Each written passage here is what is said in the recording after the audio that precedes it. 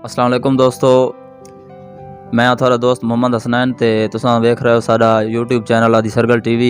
मेरे नाल मौजूद हैं भाई चौधरी राशिद साहब। इन्हां कोल असां कोई महंगाई दे बारे या कारोबार दे बारे इन्हां कोल पुछदे हां कि अजकल के रूटीन चल रही है, भाई कारोबार मसलन मंदे हैं या तेज़ी है, के मसला है, क्योंकि महंगाई काफ़ी हो चुकी है दोस्तों। तो इन्हां कोल पुछदे हां वेखां भाई के वेखां सन जवाब देंदे। अस्सलाम वालेकुम। वालेकुम हसनैन, क्या हाल है भाईजान, क्या हाल है? ठीक हो? अल्लाह का शुक्र है। कारोबार दी के पोजीशन है? कारोबार बागुजारा है। मसलन महंगाई ज़्यादा हो चुकी है, तो मसलन तुम एक सेटअप ते मौजूद हो, तो तुम मसलन सेल दी पोजीशन नाल भी पता लग रहा हो सी भाई मसलन के किस्म दी सेल हो रही है, मसलन अगे नालों ज़्यादा हो रही है, घट हो रही है, या चीज़ों के रेट बढ़ गए हैं, या मसलन के सिस्टम? चीज़ों के रेट बिल्कुल वध गए ते अगे नालों सेल बहुत कम हो रही है। अच्छा, ते हालात फिर गुजारे वाले हैं। मसलन हुकूमत जी मौजूदा हुकूमत है इहदे बारे थोड़े के मसलन कमेंट्स हैं भाई हुकूमत नूं के करना चाहिए? हुकूमत नूं सब तो पहले महंगाई घटानी चाहिए। अच्छा, ते मतलब महंगाई कम हो इस तरह सारे मसाइल हल होने लग वैसे। जी बिल्कुल, माशाल्लाह, अच्छी गल है। तो महंगाई वाकई घट होनी चाहिए, क्योंकि साडे वज़ीर आज़म इमरान खान साहब ने भी कोई तवज्जो देनी चाहिए इस काम ते।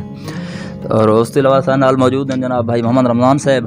तो इन्हां को लेकर पुछदे हां भाई इन्हां दे के वेखां मामलात तसरात हैं। अस्सलाम वालेकुम। औखे हालात हो गए जी, कोई मजदूरी नाल सारा पेट नहीं पलदा पिया, बहुत औखे हालात हो गए जी।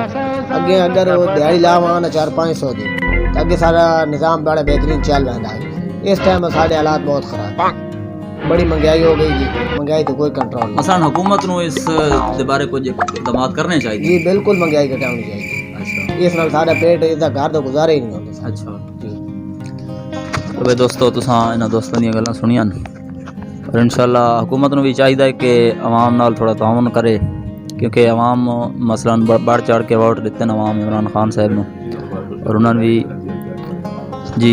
तो असां भाई राशिद साहब को पुछसां भाई ये चीज़ां दे रेट मसलन पहले किस तरह आन ते हुण किस तरह हैं।